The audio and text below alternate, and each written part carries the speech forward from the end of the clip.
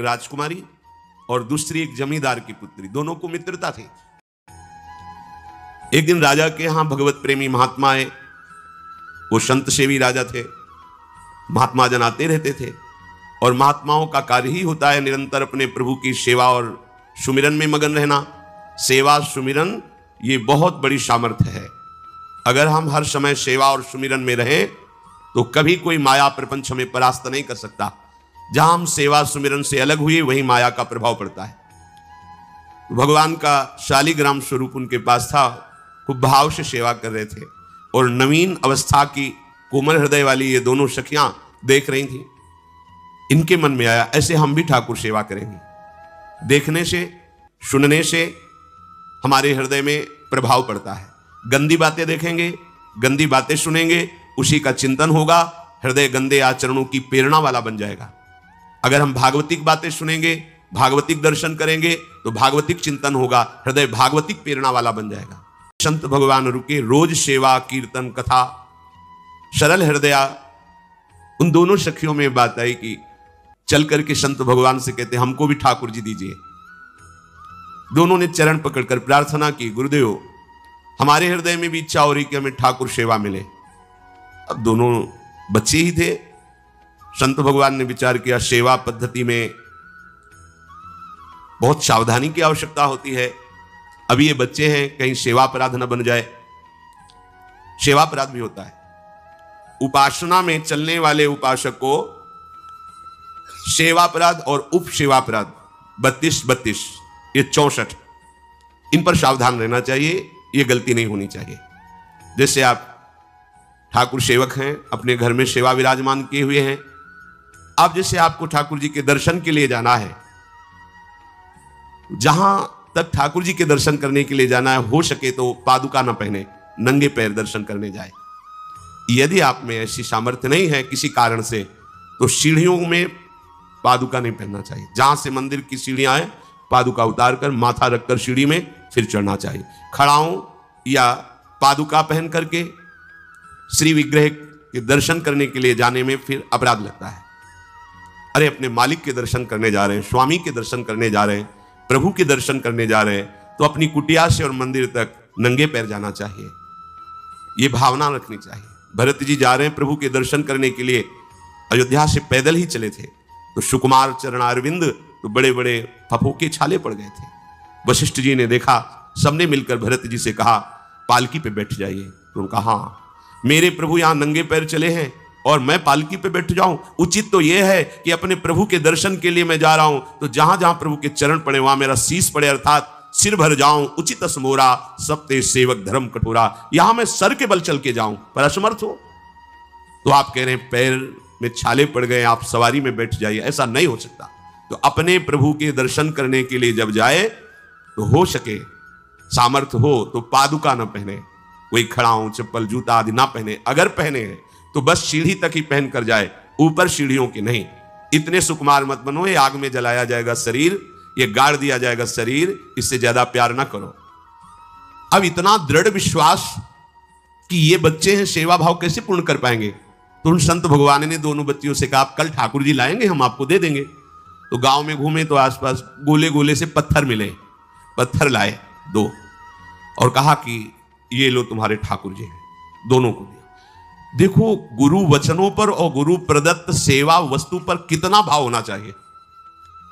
उन्होंने दृढ़ विश्वास किया कि मुझे भगवान गुरुदेव ने दिया, ये भगवान है मेरे। दोनों ने अपने हृदय से लगाया। अब एक जमींदार की पुत्री थी, एक राजकुमारी, स्वर्ण के सिंहासन में, और उनका नाम रखा शिलपिल्ले ठाकुर। शिल मतलब पत्थर, तो उनका तुम्हारे ठाकुर का नाम शिलपिल्ले गोविंद है। दोनों सिंहासन पर रखकर आराधना करती। भाव प्रतिपल बढ़ता गया, नाम निरंतर जप। गुरु प्रदत्त ठाकुर पर विशेष चमत्कार हृदय में प्रकट होता है यदि उन्हीं की नियमावली से चलो।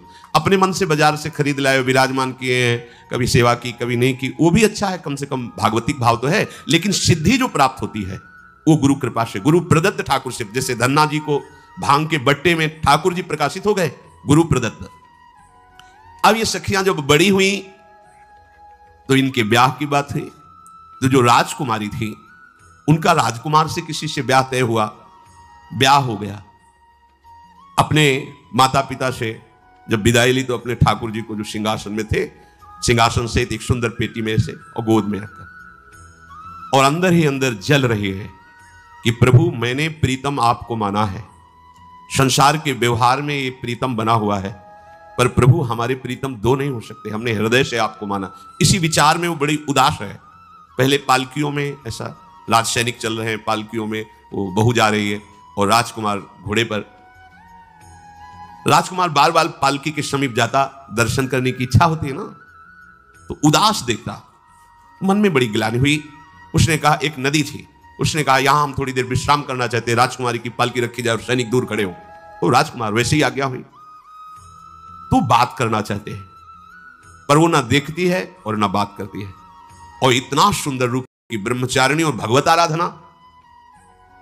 अब उसके हृदय में जलन हुई कि ऐसा क्या है जो हमसे बात नहीं कर रही। बस बार बार ऐसे पिटारी खोल के ऐसे ठाकुर जी को देखती। नाम जप और सेवा के प्रभाव से वो सिल नहीं रह गया था, वहां उसको सांवरे श्याम सुंदर की झांकी मिलती थी। जब अपने शिल्पिल्ले ठाकुर जी को देखती तो ललित त्रिभंगी श्री लाल जो महाराज श्याम सुंदर दिखा, अत्यंत आसक्ति। गुरु प्रदत्त किसी भी शब्द में, किसी भी वस्तु में दिव्यता होती है, बस हमारी भावना होनी चाहिए। अरे बोले ये हम नहीं दे सकते, ये गुरु प्रदत्त है, नहीं हम प्राण दे सकते, लेकिन ये नहीं। जिसका गुरु वचन पर, गुरु प्रदत्त वस्तु पर, गुरु प्रदत्त ठाकुर पर दृढ़ निष्ठा हो गई, वही सिद्ध हो जाता है। अब उसने समझ लिया कि पिटारी में जो कुछ है यही हमारे और राजकुमारी के बीच में बाधा है। दो चार दासियों को बुलाया और कहा इनको बातों में उलझाओ, पिटारी पीछे हमें दो। और प्रवीण दासियां उनको विनोद भाषा में, हंसी मजाक में बात, लेकिन वो उदासीन। धीरे से गोद में पेटी थी, ले ली, हम लिए हुए हैं, आप बातचीत में सारा, और पेटी उनको दे दी।